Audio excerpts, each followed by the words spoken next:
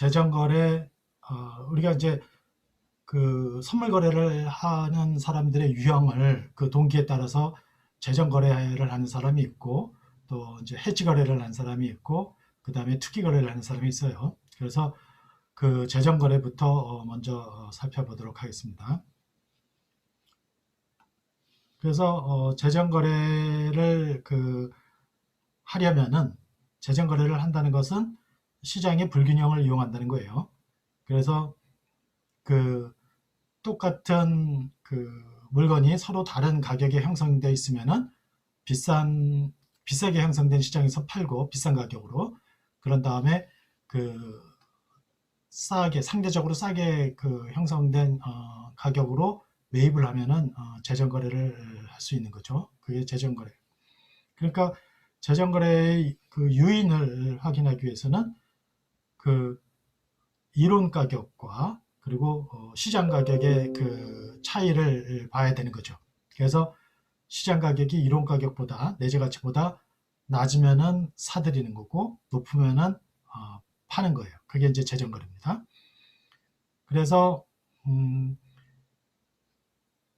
요거를 이쪽으로 좀 옮기고, 자, 여기 먼저 선물과 현물의 재정 거래죠. 이제는 선물과 현물의 재정 거래인데, 현물은 지금 현재 형성된 가격인데, 선물은 현재 형성되어 있는 현물 가격으로부터 구할 수 있다고 그랬죠. 그게 바로 보유 비용 모형 아닙니까? 그래서 균형 선물 가격, 요것은 이 균형 선물 가격이라고 하는 거, 요거는 그 보유 비용 모형으로 구하는 그 이론 가격이에요. 이론 가격, 이론가. 그래서 이 균형 선물 가격이 선물은 선물 시장에서 형성된 가격이 있을 거 아닙니까? 선물 시장에서 그 선물 가격이 변동이 되면서 형성이 돼요. 그런데 그 선물 시장에서 수요 공급에 의해서 결정된 가격은 현재 선물 가격이에요. 시장 가격. 그런데 이론 가격은 보유 비용 모형으로 구한다고 그랬으니까 현물 가격에다가 보유 비용을 더해요. 그랬더니 만약에 시장 가격이, 선물의 시장 가격이 더 높다. 이게 선물의 이론 가격인데, 요 오른쪽에. 근데 선물의 시장 가격이 더 높다면은 지금 현재 시장에서 형성되어 있는 선물이 과대평가됐다는 거잖아요. 그러니까 선물을 매도해야죠. 선물을 매도해. 근데 이쪽 거를 매도하고 이쪽 거를 사야 되는데 여기서 살 게 없잖아요. 뭘 사야 돼? 현물을 사야 돼. 현물. 그래서 현물을 매입하고 상대적으로 가격이 낮게 형성되어 있는 현물을 매입하고 선물을 매도하는 겁니다. 그래서 재정거래 전략은 이 경우에 선물 매도와 현물 매입이 돼요. 반대의 불균형 상태도 있겠죠. 이론 가격이 이렇게 돼 있는데 현물 가격과 보유 비용을 더한 건데 선물의 시장 가격이 이 이론 가격보다 오히려 더 낮다. 이게 더 낮다 이거예요. 그러면은 어떻게 하면 됩니까? 선물이 시장에서 더 낮게 형성되어 있으니까 과소평가된 거니까 시장에서 선물을 매입하고, 그 다음에 이쪽에서 매도를 해야 되는데 매도할 게 여기잖아요. 현물을 매도합니다. 현물을. 그래서 선물 매입과 현물 매도, 이걸 동시에 하는 거죠. 선물 매도와 현물 매입을 하고 선물 매입과 현물 매도를 동시에 하는 거예요. 그때 여기서 얘기하는 선물의 시장 가격이 현물 가격 플러스 보유 비용, 보유 비용 모형에 의한 이론 가격보다 높을 때는 선물을 매도하고 현물을 매입한다고 그랬죠. 그랬을 때 요 전략을 뭐라고 하냐면은 현물 매입 재정 거래라고 해요. 영어로는 이제 캐시 앤 캐리 아비트리지라고 하는데 현물 매입 앤드 선물 매도 동시에 하는 전략인데 그러니까 여기서는 그냥 번역을 현물 매입 재정 거래라고 했어요. 왜냐면은 캐시가 현금이라는 뜻이 아니라 선물 거래에서는 현물이라는 뜻이기 때문에 캐시를 갖고 가는 재정 거래 이렇게 얘기하면 돼요. 아비트리지는 이제 재정거래라는 뜻이니까 차익거래. 그래서 캐시 앤 캐리 아비트리지 하면은 그 현물 매입 재정거래. 그 얘기는 그 뒷면에 뭐가 있다는 거예요. 선물을 매도했다는 게 되는 거예요.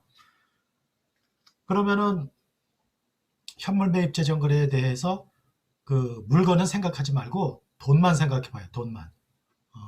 우리는 재무 관리를 하잖아요. 재무 관리. 재무 관리는 돈을 관리하는 거예요. 그래서 돈밖에 몰라요. 그래서 돈만 봐요. 돈만. 그러면은 현물 매입 재정 거래를 한다는 얘기는 현재 시점에서 돈이 나가는 거죠. 그러니까 여기서 여기다 표시합시다. 이걸 좀 이쪽으로 갖고 오고 여기다가 t 이퀄 0 현재와 이때 가서 봐요. 만기 1이라고 합시다. 그러면은 여기서 현물을 매입하면은 현물을 매입하느라고 돈이 나가죠? 여기서 돈이 나가요. 돈이 나가고 그 다음에 아까 뭐라 그랬어요? 현물 매입 재정 거래는 그 뒷면에 선물 매도라는 게 있다는 거죠. 그래서 선물을 매도합니다. 선물을 매도한다는 얘기는 그 만기에 가서 그 판다는 거예요. 판다는 거는 기초자산을 넘겨주고 돈을 받는 거죠. 돈이 들어오는 거예요. 그러니까 이게 돈이 들어오는 거예요. 그러니까 여기가 돈이 나가고 요게 여기 돈이 들어오는 거예요. 그러면 C절에서 돈이 나가고 C1에 돈이 들어오는 거예요. 그럼 이게 마치 뭐와 같아요? 예금하에서 원리금 찾는 거하고 똑같죠. 그러니까 대출이나 예금이랑 같아요. 그러니까 내가 돈을 C제로를 빌려줬다가 C1을 찾는 거와 똑같지 않습니까? 그러니까 현물 매입 재정거래의 현금 흐름은 바로 현재 C제로에 돈이 나가고 만기에 C1에 돈이 들어오는 것 같아요. 그렇다는 얘기는 여기 C0와 C1 사이에 뭐가 있을까요? 이자율이 있겠죠. 이자율. 그래서 예를 들어 이게 현물을 100에 샀는데 나중에 110에 팔기로 했다. 그러면은 100에 대출을 해주고 110을 받는 거니까 10%의 이자율이 있지 않습니까? 그거를 환매 이자율이라고 그래요. 이게 실제 대출은 아니지만 대출과 똑같은 효과를 갖는다고 해서 합성 대출이라고 그래요. 합성 대출. 현금만 보면은 대출과 똑같지 않냐? 우리가 그때 세일즈 앤 리스백인가 그거 얘기할 때도 그 실제로는 돈이 이 리스 물건을 생각하지 않으면은 그냥 돈이 들어왔다가 그 리스료의 형태로 돈을 상환하는 거와 마찬가지라고 했잖아요. 이것도 마찬가지입니다. 그러니까 현금 흐름만 보면은 C0에 돈이 나가고 C1에 돈이 들어오니까 이거는 대출과 같다. 그리고 거기서 대출을 한다면은 거기에 이자율이 있을 거 아니냐? 수익률. 그게 환매 이자율이다 이거예요. 그래서 그때 그래서 요걸 합성 대출 신스틱 랜딩이라고 하고 그리고 요때의 요 이자율을 S 그러니까 C0, C1 이제 현금 흐름이 들어오는 거잖아요. 그래서 S라는 돈으로 지금 현물을 사서 F라는 선물 가격으로 팔 거니까 요만한 수익률을 얻게 되는 거죠. 만약에 재정 거래를 한다면은 요때의 그 환매 이자율이 요거는 환매 이자율이 일종의 수익률이란 말이에요. 수익률. 그러니까 이 수익률이 그 시장 이자율보다 차입 이자율 내가 현물을 사는데 그 드는 돈의 이자율보다 크다면은 재정 거래를 할 요인이 존재하는 거죠. 이제 그 반대의 경우를 봅시다. 선물의 시장 가격이 이론 가격보다 더 작다, 낮다 이러면은 선물을 매입을 해야죠. 그러니까 이거는 선물을 매입하고 동시에 현물을 매도하는 겁니다. 그래서 여기 현물 매도 재정 거래라고 했는데 그 현물 매도 재정 거래는 아까 현물 매입 재정 거래가 캐시 앤 캐리 아비트리지라고 하잖아요. 그 옆에다가 반대라고 해서 이제 리버스를 붙입니다. 리버스. 그래서 역 역이라는 뜻이 반대의. 그러니까 이거는 현물 매도 재정 거래라고 하면 되죠. 현물 매도 재정 거래. 그런데 현물 매도 재정 거래를 하면 어떻게 됩니까? 현재의 현물을 매도해야 되니까 당장 내가 갖고 있지 않는데 어떻게 매도를 하냐? 공매를 하면 된다 그랬죠. 공매를 하고, 공매를 하면은 반드시 만기에 가서 현물로 갚아야 돼요. 그러니까 공매를 해놓고 공매할 거를 지금 선물 매입해 가지고 확보해 놓는 거예요. 그래서 만기에 가서는 선물 매입한 선물을 행사해 가지고 받게 되는 현물로 공매를 상환하는 거죠. 그래서 여기에 요 현금 흐름도 보자. 그러면은 t 이꼴 0과 1 시점에서 여기에서 공매를 하니까 S라는 돈이 들어올 거 아닙니까? S라는 돈이 들어올 거예요. 그리고 나중에 선물을 사서 그 선물 가격만큼을 줘서 그 현물을 받아가지고 공매 상환할 거 아닙니까? 그러니까 S라는 돈이 들어왔다가 F라는 돈이 나가는 것 같죠. 그러니까 아까 저기로는 C1의 돈이 들어왔다가 C0의 돈이 들어왔다 C1이 나가는 것 같단 말이에요. 그러면은 이거는 뭐와 같아요? 차입했다가 상환하는 것 같죠. 그렇죠? S라는 돈을 차입했다가 이자와 원금까지 합쳐서 F라는 돈을 상환하는 것 같다 이거예요. 그래서 요때에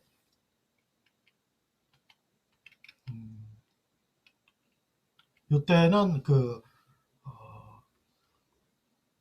어떤 식으로 그래서 요거는 이제 합성 차입이라고 하고 차입 돈을 빌리는 거라고 하고 요것에 따른 그 차입을 하면은 자본 비용을 부담하게 되잖아요. 그게 얼마의 자본 비용을 부담하는 겁니까? 그러니까 F라는 돈을 줘야 되고 S라는 돈을 쓰는 대신에 그래서 S라는 돈 이렇게 해서 요만큼이 요 아까 요그 16-60하고 똑같지만 요거는 자본 비용의 개념이고 요거는 수익률의 개념이에요. 그래서 만약에 재정 거래로 해서 이익이 난다는 얘기는 요 자본 비용을 부담해서 자금을 조달할 수 있는데 시장 이자율보다 이게 더 작다는 거죠. 그러니까 이런 식으로 해서 이익을 낼 수 있다는 게 바로 그런 뜻이 됩니다. 예제 16-4로 한번 그 재정거래의 그 과정을 설명하도록 하겠습니다. 어떤 자산의 그 선물 가격이 예제 16-4예요.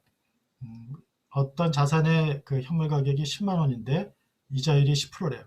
선물 거래에 대해서는 만기에 그 현물 인수를 하겠다. 다음 각 경우에 어떤 형태의 재정 거래가 가능한가를 보자 그런 거예요. 그러면은 먼저 이론 가격을 구해야죠. 이론 가격. 그러니까 이론 가격은 현재의 여기서 이제 t 이꼴 0에서 1 해가지고 현재 10만 원을 사가지고 갖고 가는데 여기서 얼마가 될까? 이거 생각하란 말이에요. 그러면은 10만 원을 샀다는 얘기는 그 돈이 10만 원 투자됐다는 거니까 이쪽으로 가면은 이게 일기 후에 가서는 11만 원은 돼야 돼요. 그렇죠? 11만 원이 돼야지. 그래서 그 균형 선물 가격은 11만 원이 됩니다. 그런데 1번의 경우는 보세요. 만기까지 1년 남은 선물의 시장 가격이, 그러니까 만기가 1년 후인 선물 가격이 12만 원이라면, 그러면은 균형 가격이 11만 원인데 시장 가격은 12만 원이다? 그러면은 이게 시장 가격이고, 이게 이론 가격이에요. 이론 가치. 그러면은 시장이 과대평가되어 있으니까 시장 선물을 매도하고 그렇죠? 선물을 매도하고 그 다음에 이론 가격은 현물 플러스 보유 비용이니까 그 현물을 매입해요. 그래서 여기에서 현물을 매입하는 재정 거래를 합니다. 이게 그 바로 캐시 앤 캐리 아비트리지죠. 그래서 현물을 매입하고 이제 현재 시점과 여기에 현재 시점과 그 1년 후 시점을 봐요. 그러면 현물 매입 재정 거래니까 현물을 먼저 10만 원 주고 매입을 합니다. 그러면은 그것이 만기에 가서 얼마가 됩니까? 얼마가 될지 몰라요. ST가 돼요. 아무튼 ST. 그리고 그 선물 매도 했잖아요. 선물 매도는 해놓고 나면 나중에 결제를 해야 되지 않습니까? 그러니까 선물을 매도할 때는 여기서는 돈이 하나도 그 흐름이 없어요. 돈이 들어오고 나가는 게 없어요. 왜냐면은 선물은 매입하거나 매도하는데 가격이 없다고 그랬잖아요. 그러니까 그냥 의사표시만 하면 된단 말이에요. 그래서 선물 매도했다는 것으로 해서 현재 시점에는 그 현금 유출입이 없어요. 근데 만기에 가면은 매도했으니까 얼마에 매도했어요? 선물 시장 가격이 12만 원을 그러니까 12만 원에 매도한 거란 말이에요. 그러니까 12만 원에 팔아야 돼요, 무조건. 그러면은 12만 원을 받게 되고 그 다음에 현물을 넘겨줘야 되잖아요. 현물은 여기서 사놓은 게 있으니까 요거를 이쪽으로 넘겨주면 돼요. 그러면은 다 끝난 거죠. 요거 없어지죠. 그런데 이제 현물 매입할 때 돈이 필요했잖아요. 나는 돈이 없는데, 그러니까 노 코스트, 노 코스트가 돼야 될 거 아닙니까? 노 코스트, 노 리스크해야 이제 그러고도 이익이 생기면 재정이익이니까. 그래서 여기에 10만 원의 돈을 차입을 합니다. 차입한 돈은 나중에 상환을 해야 되죠. 상환할 때는 이자율이 여기서 10%라고 했으니까 11만 원에 상환을 해야 돼요. 그러면은 여기서 요거 요건 없어지고 요거 없어지고 여기 제로가 되고 여기에서는 12만 원 빼기 11만 원 해서 만 원의 재정이익이 발생을 한다 이거예요. 만약에 만기의 현물 가격이 15만 원이 됐다. 그럼 여기도 15만 원이고 여기도 15만 원이니까 상쇄되고 만약에 그 만기에 가서 그 현물 가격이 5만 원이 됐다. 그래도 5만 원 상쇄되니까 역시 없어지죠. 그러니까 그 수준과는 상관없이 재정이익은 그냥 현재 시점에서 만 원이라는 게 딱 결정이 되는데 그게 바로 요 12만 원과 그 11만 원의 차이다. 그런 얘기예요. 그리고 이런 현물 매입 재정 거래는 합성 대출이라고 그랬죠. 그 얘기는 보면 알겠지만 10만 원을 여기만 이 차입 상환을 생각하지 말고 요 위에 것만 생각해 봅시다. 요 위에 것만 생각하면은 현물 매입하면서 10만 원이 나갔다가 1년 후에 12만 원이 들어오는 거 아니에요. 그러니까 여기에 수익률은 20%죠. 그러니까 20% 대출 수익률이 그 현물 매입 재정 거래를 통한 대출 수익률이 그 시중 금리 10%보다 훨씬 높잖아요. 크잖아요. 그러니까 재정 거래를 하게 되는 거죠. 그 다음에 만기까지 1년 남은 선물 계약의 그 경우 10만 6천 원이라고 해봅시다. 이게는 이제 시장이 저평가된 경우를 보는 거예요. 그러면은 이때는 그 10만 6천 원이니까 시장이 저평가됐으니까 선물의 시장 가격이 저평가됐으니까 선물을 매입하고 현물을 매도합니다. 그러면은 이렇게 되죠. 여기가 선물 매입하고 결제한다. 그러면 이땐 제로죠. 매입하고 결제한다니까 매입을 10만 6천 원에 했잖아요. 그러니까 10만 6천 원을 주고 현물을 사면 되는 거예요. 현물을 받으면 돼요. 근데 여기서 현물을 공매했죠. 현물 매도 저점 거래니까 현물을 공매하니까 10만 원이 들어와요. 10만 원이 들어오는데 나중에 갚을 때는 그 현물로 갚아야 되니까 공매는 그래서 ST를 갚아야 돼요. 그러면은 요거하고 요게 이제 없어지죠. 그리고 여기에 10만 원이 들어오는데 그 10만 원을 현재 시점에 제로로 만들려면은 여기가 얼마가 됩니까? 여기가 그 10만 원을 대출을 하고 그럼 현재가 제로가 되죠. 그 대출한 거를 이때 가서 회수를 해요. 11만 원 회수를 해요. 그러면은 11만 원 빼기 10만 6천 원에서 4천 원의 재정이익이 발생을 합니다. 그리고 이때는 합성 차입과 같다 그랬죠. 그러니까 요 밑에 맨 마지막 줄은 생각하지 말고 요 위에 것만 생각해 보면은 10만 원을 받았다가 나중에 10만 6천 원을 갚는 거잖아요. 그러면은 부담하는 금리가 자본 비용이 6%란 말이에요. 그런데 시장 금리는 10%니까 재정이익이 발생을 하죠. 내가 시장에서 조달하면 10%의 자본 비용을 부담해야 되는데 이런 합성 차입을 통해서는 6%밖에 자본 비용을 부담하지 않잖아요. 그러니까 어떻게 해야 됩니까? 그 외부에서 자금을 조달해 가지고 계속 그 아니 그 공매를 해가지고 마련한 돈을 그 시중 금리로 예금을 하면 되는 거죠. 이때 재정이익은 요 만기에서 실현되는 거예요. 만기에서 실현되는 거. 근데 그거를 현재 시점에서는 얼마냐? 이러면은 요 4,000원을 어떻게 하면 됩니까? 4,000원을 1 플러스 0.1로 나눠주면 되죠. 그렇죠? 아니면은 이 현금 흐름으로 맞추려고 하면은 요쪽이 제로가 되게 합니다. 그러면은 요쪽이 제로가 되게 하려면은 여기가 10만 6천 원이 되도록 해야겠죠. 그럼 10만 6천 원이 되도록 하고 그 다음에 여기를 제로로 만들면 요 금액이 바뀌죠. 요 금액이 바뀌어서 여기를 구하게 되는데 그 금액이 바로 요게 돼요. 이렇게. 그러니까 어느 시점에서 실현시키느냐, 어느 시점을 기준으로 재정이익을 측정을 하느냐에 따라서 이렇게 달라질 수는 있어요. 자, 그 다음에 그런데 우리가 그 선물 기간 중에 수익이 발생하는 경우도 있어요.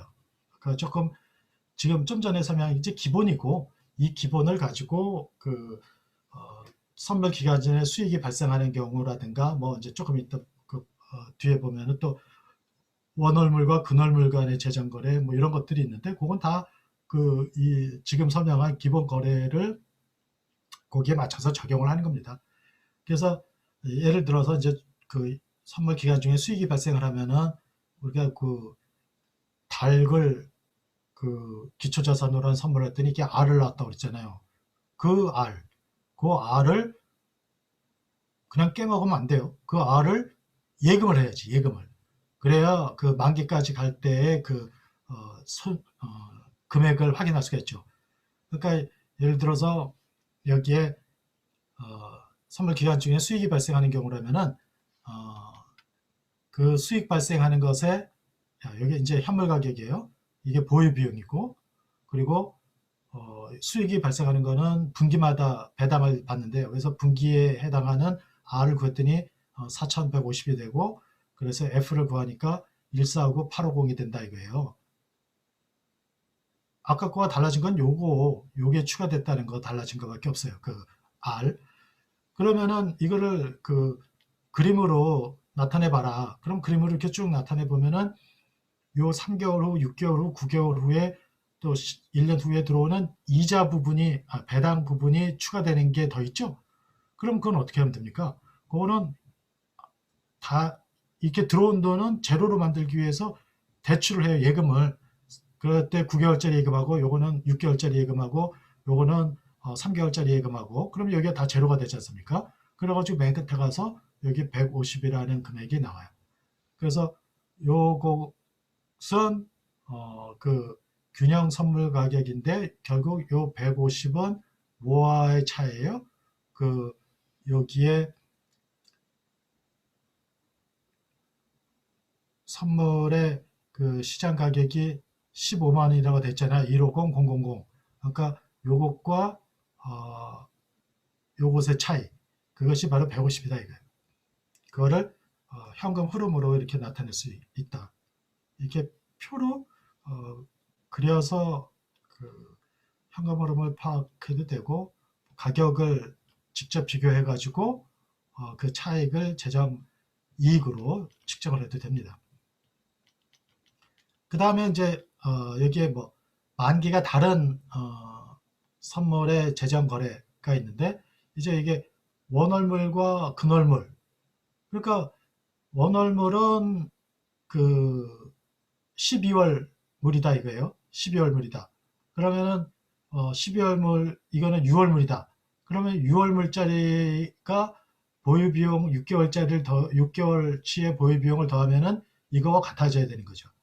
그러니까 마치 이거는 똑같아요. F가 C에다가 보유 비용을 아니 S에다가 보유 비용 C 더해서 똑같이 따지는 거 같다. 그러니까 만기가 다른 선물의 재정 거래도 그 좀 전에 설명한 그런 방법으로 여기서 그 예제를 여러분들이 할 수 있어요. 충분히 할 수 있어요. 자, 그 다음에 이제 요게 조금 복잡한데 요것도 한번 봅시다. 현실적으로 시장에서는 그 대출 시장 금리가 그 10%라고 해도 대출을 그 받는 사람과 은행에서 대출해 줄 때의 그러니까 이자율이 달라요. 그러니까 차입 이자율과 시장 이자 차입 이자율과 대출 이자율이 다르잖아요. 그리고 또 하나는 그 선물을 매도하고 현물을 매입하고 뭐 이러면서 수수료를 부담하잖아요. 그래서 그 수수료가 있단 말이에요. 수수료. 그리고 또 그 차입 이자율과 그 대출 이자율에 다를 수 있고, 그다음에 호가 스프레드라는 게 있어요. 비드 프라이스, 에스크 프라이스 이러는데, 비드 프라이스는 이제 그 딜러가 매수하는 가격이에요. 그러니까 우리 투자자 입장에서는 매도 가격이죠. 매도 가격. 그리고 그 에스크 프라이스는 우리 입장에서는 사는 가격이고 딜러가 매도하는 가격이에요. 그러면은 어느 게 더 비싸겠어요? 비드 프라이스하고 빗 프라이스하고 에스크 프라이스하고. 당연히 이게 비싸죠. 그렇죠? 에스크 프라이스가 우리가 사는 가격이 더 비싸죠. 그 파는 가격보다. 환율도 그렇잖아요. 그렇죠? 그 우리가 사는 가격이 더 비싸잖아요. 반대였으면 얼마죠? 은행에 앉아서 계속 그 받았다가 저기 하면서 재정이익을 만들 수가 있으니. 그러니까 에스크 프라이스가 빗 프라이스보다는 보통 크다는 얘기고, 그 다음에 차입과 공매를 할 때는 이게 신용거래이기 때문에 그 신용은 날 믿어주세요. 100마디 해도 안 믿어요. 돈을 넣어야 믿지. 그러니까 증거금을 넣어야 믿는단 말이에요. 그럴 때 증거금을 얼마큼 반드시 묶어놔야 된다. 이러면 이제 그거를 또 감안을 해야 돼요. 그래서 이제 이걸 다 감안하면 좀 복잡한데, 일단 하나 거래 수수료와 거래 수수료, 가격, 이자율의 차이가 있는 경우. 그러니까 일단 공매에 대해서는 제한이 없다고 해보자. 이래놓고 이제 얘기를 하는 거예요. 그럴 때 그 아까 우리가 그 현물 매입 재정 거래는 합성 대출이라고 그랬잖아요. 그래서 그 합성 대출 수익률이 그 은행 금리, 시중 금리보다 높으면은 재정 거래를 하잖아요. 그러니까 시중 금리보다 높지 않아야죠. 그러려면 재정 거래를 하지 못하게끔 재정 거래를 할 요인이 없게끔 만들어야 되는데, 그러면은 합성 대출 수익률이 그 시중 금리보다 높으면 안 되죠. 높으면은 다 합성 대출을 할 테니까. 그래서 그런 현물 매입 재정 거래에서의 그 환매 이자율, 요거는 합성 대출의 수익률과 같다고 그랬죠. 수익률과 같은 개념이라고 했어요. 그거를 생각해 봐요. 그러면 이제 현물 매입을 할 때 얼마 해요? 내가 매입을 할 때는 사는 가격이죠. 그러니까 SA에 사요. SA에 사고, 그 다음에 현물 매입과 동시에 선물 매도를 하죠. 선물 매도를 할 때는 얼마에 매도를 합니까? F에 매도를 하는데 매도 가격은 그 B죠. 비드 프라이스. 비드 프라이스.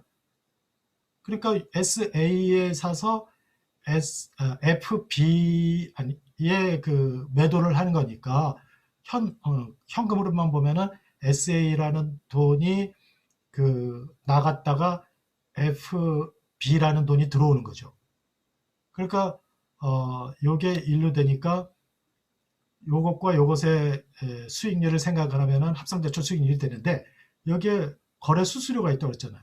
거래 수수료가 여기에 그 트랜잭션 피, 뭐해서 거래 수수료가 여기서 돈을 내줘야 돼요. FT, FTC 뭐 이걸 내줘야 돼. 그러면은 실제로 받는 돈은 요 돈이죠. 요 돈. 그렇죠? 그러니까 결국 거래 수수료를 감안을 하면은 그 일기 후에 받게 되는 돈이 여기가 T 이퀄 1이고 여기가 t 이퀄 0이 되니까 요게 분자에 이렇게 들어가고 요거를 빼면은 이자 금액이 될 거고 SA를 나눠주면은 수익률이 되죠. 그죠? 그래서 이 수익률이 합성 대출 수익률인데 이때의 그 수익률이 내가 시중금리보다는 높지 말아야 돼요. 그런데 시중금리도 내가 빌리는 돈에 적용되는 금리, 그게 차입이자율이죠. 그래서 이 차입이자율은 RB로 표시합니다. borrowing rate예요. 그것보다 크면 안 돼요. 그것보다 크면은 이렇게 빌려서 자꾸 이렇게 현물 매입을 해가지고 선물 매도 재정거래를 해서 계속 이익을 낼 거 아닙니까? 그러니까 그거보다 크면 안 돼요. 그래서 이렇게 쓰면은 여기서 FB를 구할 수가 있어요. FB. 그러면 FB는 요거보다는 작거나 같아야 된다. 아이고. 요거보다는 작거나 같아야 된다. 그러니까 SA 플러스 1 플러스 RB 플러스 TF. 자, 이번에는 현물 매도 재정 거래를 봅시다. 요거는 현물 매도 재정 거래. 요거는 현물 매입 재정 거래고. 그러니까 현물 매입 재정 거래에서는 이거 FB가 제일 커봐야 이렇게 된다 이거예요. 그래서 이거는 상한이 되는 거예요. 상한. 선물 가격이 가질 수 있는 상한 값. 그리고 여기는 현물 매도 재정 거래는 이렇게 되는 거죠. SB라는 돈으로 내가 이제 자, 이렇게 되면은 현물 매도 재정 거래니까 먼저 여기서 돈이 들어와요. 근데 매도할 때 SB에 매도를 할 거 아닙니까? 요만큼 돈이 들어오고 요때에 매도 공매를 했으니까 여기 돈이 들어오죠. 그리고 여기에서는 매도하면서 동시에 선물을 매입했을 테니까 선물 매입한 것은 얼마에 사기로 되어 있냐면은 FA에 사기로 되어 있어요. 그죠? 그리고 여기에서 또 돈을 수수료를 줘야 돼요. 그러니까 이때는 또 수수료도 나가요. TF라는 수수료가 나가요. 그러니까 요 두 개의 돈이 나가는 거죠. 두 개의 돈이 나가는 거예요.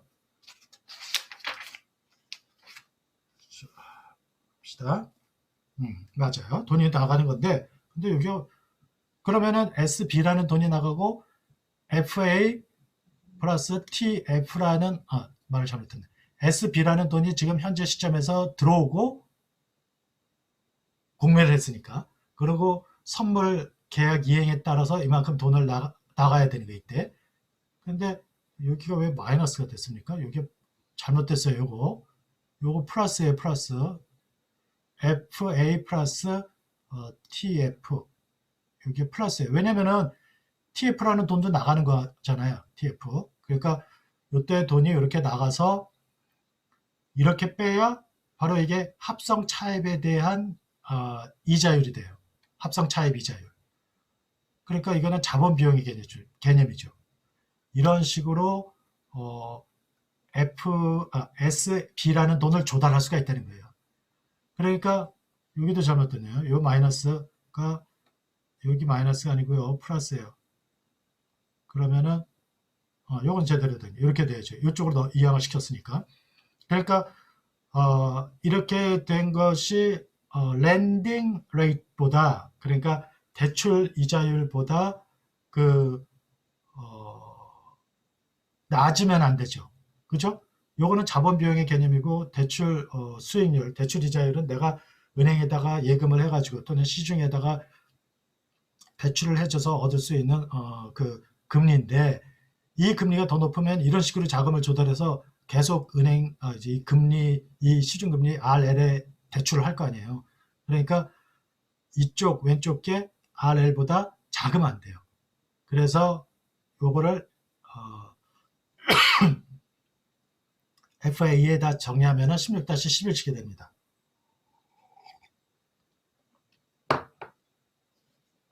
그러면은 요 FA는 가장 낮은 하한가가 그 결정이 되는 건데, 근데 이제 선물 시장에서는 그 유동성이 굉장히 높기 때문에 현물 시장에 비해서 비드 애스크 스프레드가 거의 0이다 이거예요. 그래서 이거를 하나의 F 값으로 놓고 양쪽을 정리하면은 F는 요거보다는 크거나 같고 요거보다는 작거나 같다. 그래서 요게 하한이고 선물 가격이 요게 상한이 된다 이거예요. 만약에 이것을 벗어나면은 그러면 이제 재정 거래를 할 요인이 생기는 거죠.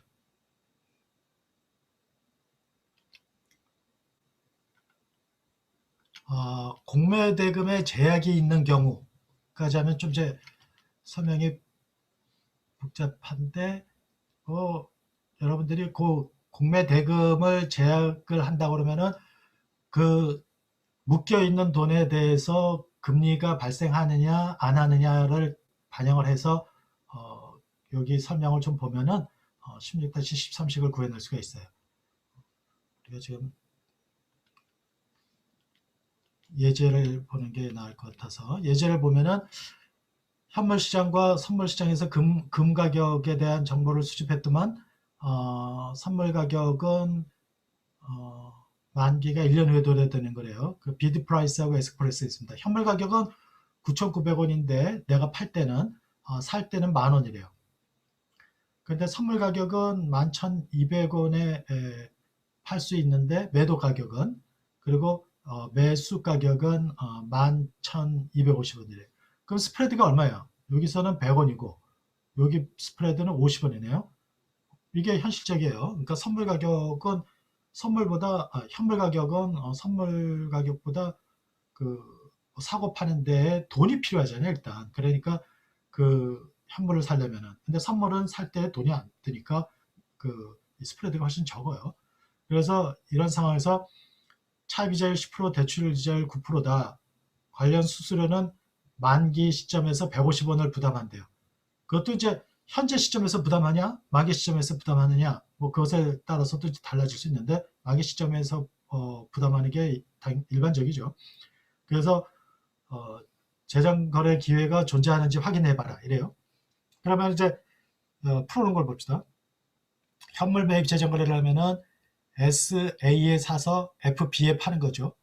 그래서 SA에 그 여기 10,000원 매수 가격 그리고 파는 11,200원 그리고 수수료 150원 해서 이렇게 돼요. 이게 10.5%가 됐어요. 이 10.5%는 시장금리 10%보다 높죠. 그러니까 재정 거래를 하죠. 왜? 이런 식으로 10.5%의 수익률을 올릴 수 있다면 시중에서 10%로 자금을 조달해서 계속 이렇게 하면 되잖아요. 그리고 실제로 그 FB 그 이론 가격을 구해보면은 상한이 11,150원이란 말이에요. 그런데 여기 11,200원이니까 50원만큼의 재정이익이 생기죠. 두 번째, 여기 현물 매도 재정 거래를 얘기하면서 여기서 여기도 다 잘못됐네. 여기도 플러스예요. 여기 플러스, 여기 플러스. 답은 맞을 겁니다. 그래서 현물 매도 재정 거래를 하게 되면은 그거는 차입이라고 그랬죠. 그래서 공매 금액에다가 매도 금액, 공매라는 돈이 들어오고 나중에 11,250원을 사서 갚아야 되니까 11,250원에 사고 그다음 수수료 150원까지 내고 그러면 2만 원 부담을 하는 거죠. 그래가지고 보면은 15%가 나오는데 이 차입 합성 차입으로 해서 부담하는 그 자본 비용은 15%인데 그 시중에서의 대출 금리는 대출 금리는 9%잖아요. 그러니까 시중 금리보다 높으니까 이거는 그 재정 거래할 이윤이 없죠. 이건 자본 비용의 관점이니까 자본 비용의 관점에서는 시중 금리보다 낮아야 그 재정거래할 요인이 존재하는 겁니다. 자, 그 다음에 이제 해지 거래를 살펴보겠습니다. 이 해지 거래는 이런 거죠. 기본적으로 선물 가격은 S 플러스 C라고 그랬잖아요. 그러면은 현물 가격이 오를 때 이거는 마치 Y 꼴 X 플러스 3 이런 거랑 똑같잖아요. 그러니까 X가 오를 때 Y도 오르잖아요. 그러니까 내가 X를 갖고 있다면은 Y가 같은 방향으로 움직이니까 반대 포지션을 취하면 될 거 아닙니까? 그렇죠? 우리가 옵션에서도 주식을 갖고 있는 사람은 주식을 갖고 있는 사람은 콜을 매도해야 된다. 이 포지션을 취해야 S와 C가 같은 방향으로 움직이니까 해지가 된다는 거 아닙니까? 이것도 마찬가지예요. 이것도 F가 S랑 같이 움직이니까 S를 해지하기 위해서는 S에다가 마이너스로 F를 결합을 시켜야 돼요. 그래서 그렇게 해지하는 것을 선물을 어떻게 했느냐에 따라서 그러니까 S를 갖고 있는 사람이 F를 매도해서 해지하는 거, 그게 이제 매도 해지고, 반대의 경우는 이제 매입 해지가 됩니다. 그래서 S-F로 매도 해지되는 걸 보면은 이런 거죠. 현물을 갖고 있는 사람은 현물 만기 가격이 올라갈수록 이익을 보니까 이렇게 45도로 움직일 거고, 그 다음에 F를 매도한 사람은 같은 방향으로 움직이니까 현물 만기 가격이 높아질수록 F 매도한 사람은 자꾸 손해를 보죠. 그러니까 농부가 1,000원에 매도하기로 했는데 나중에 배추가 1,500원, 2,000원이 되면 손해를 보잖아요. 그래서 그게 마이너스로 이렇게 되는 거예요. 그럼 이 두 개의 합친 그림이 이렇게 수평선이 되는데, 이 수평선이 된다는 것은 만기 주가의 변화와 상관없이 일정한 수익을 확보한다는 거죠. 매입 배치도 마찬가지입니다. 매입 배치는 그 반대로 생각을 하면 됩니다, 여러분들. 그러니까 또 직접 해지와 교차 해지라는 게 있는데, 직접 해지는 만약에 달러에 대해서 해지를 하겠다.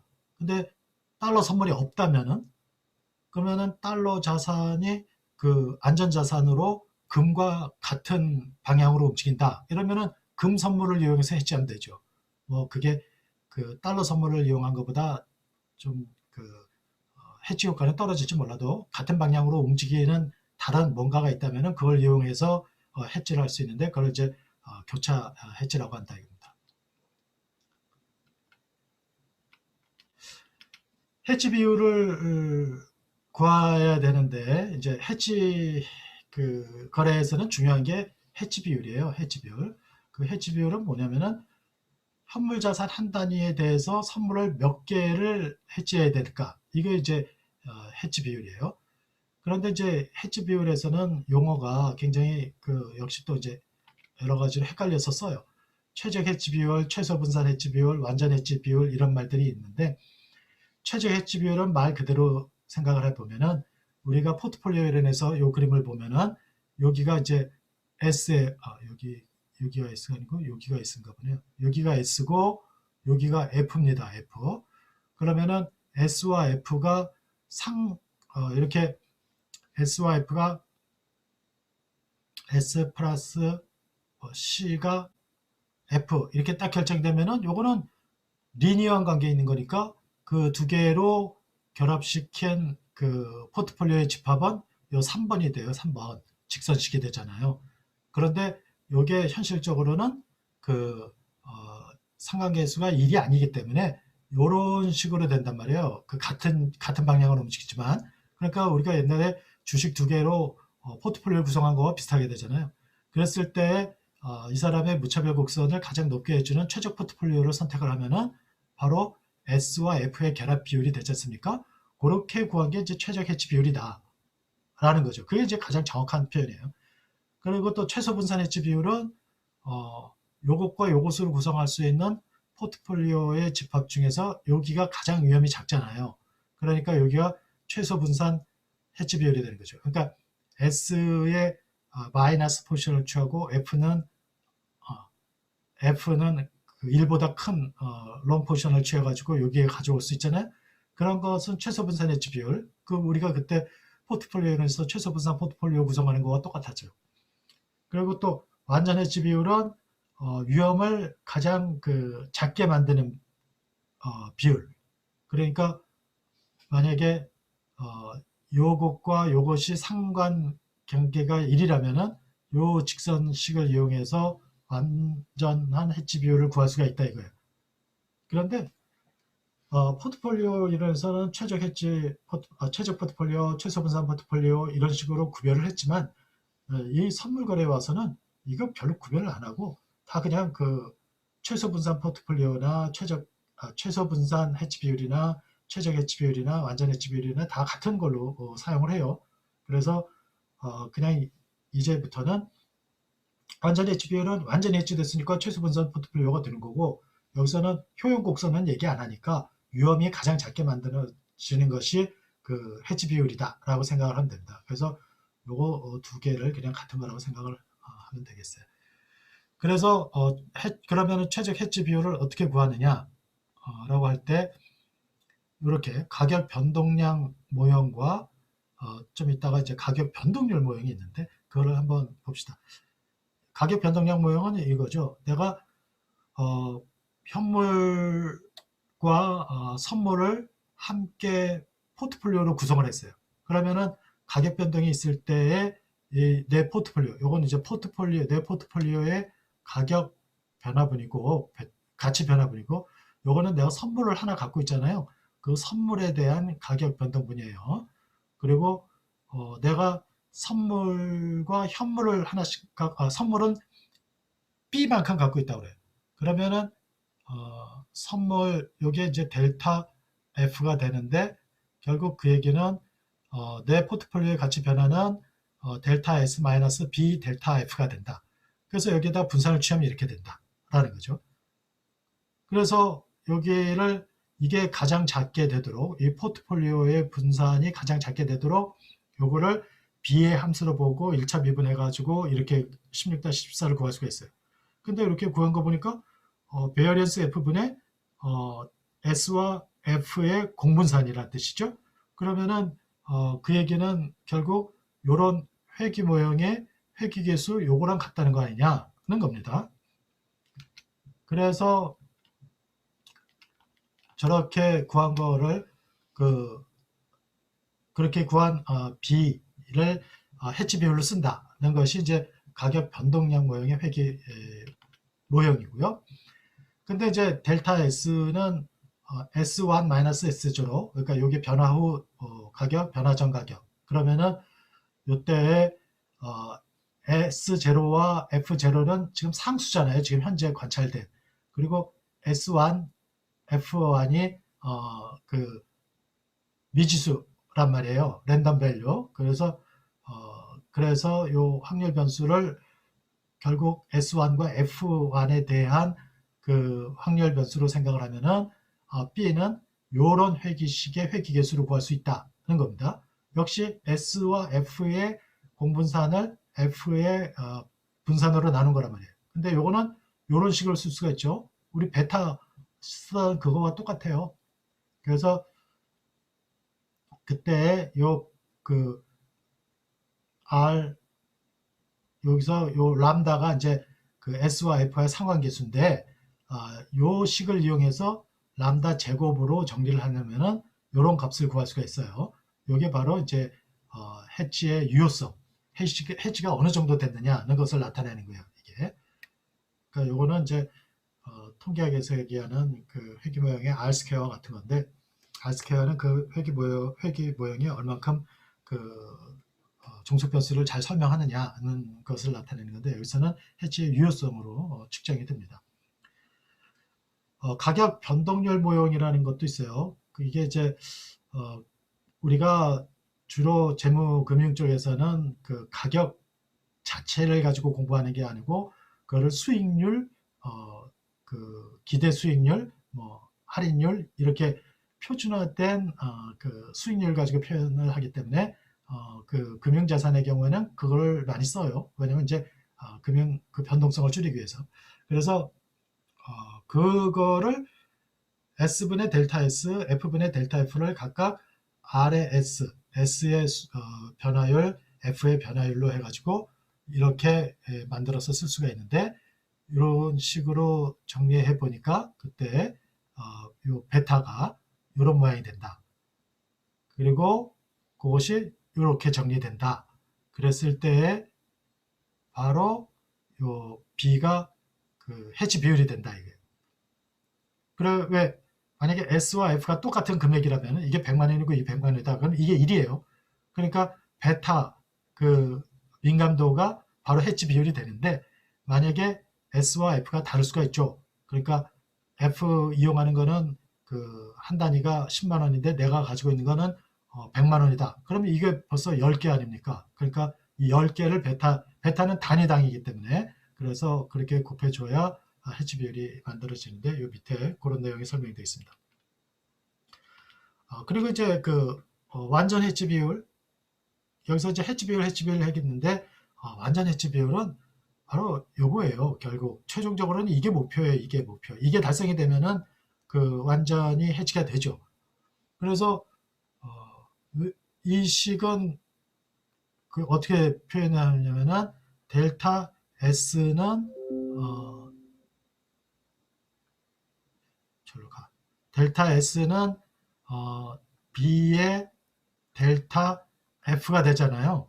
그랬을 때에 요게 현물 가격의 변동분이에요. 그러니까 현물 자산의 변동분. 그 예를 들어 100원이다. 가격 변동을 해서 내가 현물 자산에서 100의 손실을 보게 된다. 그러면은 요 가격이 요거는 10씩 움직인다. 그러면은 한 개당 10씩 움직이면은 요게 10개를 갖고 해야 되잖아요. 그러니까 요 10개, 그러니까 나는 100의 손실을 보는데 100의 이익을 볼 수 있는 걸 몇 개를 해야 돼요. 10개를 해야 이게 상세가 될 거 아닙니까? 그래서 그거를 완전 해치 비율이라고 합니다. 여기 식이 바로 여기 나와 있죠. 주저리 썼지만 이게 최종적인 목표예요.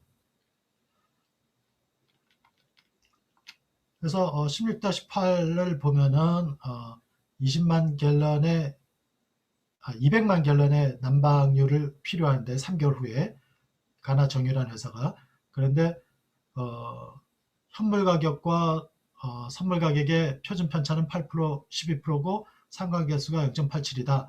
난방유 선물 계약은 한 계약에 42,000갤런이래요. 그럼 해치비율을 구해봐라. 해치비율 B는 이렇게 구한다고 그랬잖아요. 이게 우리 포트폴리오 CFM에서 베타 구하는 식하고 똑같잖아요. 거의 구조가. 그래서 이렇게 구하면 0.58이 됩니다. 그리고 해치 계약수를 구해라. 해치 비율이 0.58이라는 거는 내가 42,000갤런을 살 거면은 그냥 0.58이 되는 거예요. 그런데 200만 갤런을 살려고 하는 거니까, 그러니까 200만 갤런 나누기 42,000을 해가지고 거기다 0.58을 곱해야죠. 그래서 여기에 27 계약이 나오는 거예요. 이거로 해치를 하면은 얼마만큼의 그 유효성, 그 위험을 커버할 수 있느냐? 75%만큼을 커버할 수 있다. 이게 아까 해치 유효성이고, 그걸로 안 되는 게 바로 이제 베이시스 위험 하고 이해를 하면 돼요. 자, 그 다음에 투기 거래인데, 투기 거래는 사실 뭐 그렇게 어렵지 않아요. 그냥 선물 가격이, 그러니까 아까 이제 해지 거래와 재정 거래, 해지 거래와 재정 거래하고 해지 거래는 모두 다 선물과 현물의 가격 관계를 봐가면서 하는 거예요. 이게 다 F는 S 플러스 C니까 얘와 얘가 어떤 관계가 있으니까 이 관계를 이용하려는 거죠. 다 재정 거래, 해지 거래가. 그런데 투기 거래는 그런 거 아니에요. 투기 거래는 S를 아예 안 봐요. 그냥 F만 보는 거예요. 그러니까 여러분들 F가 오를 것 같으면 어떻게 되겠어요? 사둬야겠죠. 그래서 오르면은 오른 것만큼 이익을 보는 거고, F가 떨어질 것 같아요. 그럼 어떻게 해야 돼요? 팔아야죠. 공매를 하든지. 그래가지고 가격 떨어진 것만큼 이익을 본단 말이에요. 그런데 만약에 내가 F가 오를 줄 알고 샀는데 떨어졌다. 그럼 손실 보는 거죠, 이거는. 그냥 손실 봐야죠. 그러니까 이거는 그 선물과 현물의 그 관계를 보는 게 아니라 그냥 마치 우리가 어, 그 금값이 오를 것 같다. 그래서 금 사놓는 거. 또 그런 거랑 똑같은 거예요. 그러니까 이거는 특별히 뭐그 저기 될 게 없습니다. 그 얘기가 이렇게 선물과 연결되어 있지 않아서 그렇게 복잡하진 않아요. 베이시스를 이용한 투기 거래가 있는데 그건 뭐냐면은 베이시스가 뭐예요? 그 S-F인데 만약에 베이시스가 커질 것 같다는 얘기는 뭡니까? S는 오르고 F는 떨어질 것 같다는 거 아니에요? 그러면 오를 것 같은 S는 매입하고 F는 매도해야죠. 그런 거예요. 또 베이시스가 작아질 것 같다? 그럼 반대로 하면 되죠. 그러니까 이 베이시스를 이용한 투기 거래에서는 그 현물을 그 매입하고 선물을 동시에 매도해서 마치 현물 매입 재정 거래랑 그 유사한 형태가 되지만 취지는 전혀 다른 거죠. 그러니까 어, 그 선물을 매입하면서 선물을 매입하면서 현물을 매도한다. 그러면 현물 매도 재정 거래잖아요. 이렇게 보면 이게 일종의 이거는 선물이 이게 현물이죠. 현물이 현물을 매입하고 요 뜻만 보면은 현물을 매입하고 선물을 매도한다. 이러니까 마치 뭐와 똑같아요? 그 현물 매입 재정 거래랑 똑같죠. 그런데 그 취지는 그런 취지가 아니라 투기 거래란 말이에요. 투기 거래. 요런 그 S-F로 보고 만약에 베이시스를 F-S로 그 정의를 하면 또 그건 달라지는 거죠. 그러니까 가격이 오를 것 같은 거는 사놓고 떨어질 것 같은 건 매도해 놓는 그런 거죠. 그 다음에 스프레드를 이용한 투기 거래도 같은 내용입니다. 그래서 여기까지 예제는 간단한 예제니까 여러분들 한번 보도록 하고 여기까지 해서 음, 선물의 개요, 선물 거래의 유형까지를 마치고 그 다음에 이제 다음 강의에서는 음, 지금까지 공부한 이런 내용들을 금융선물, 금융선물이라고 하면 이제 통화선물이나 또 금리선물, 주가지 선물이 되는데 그걸 공부하도록 하겠습니다.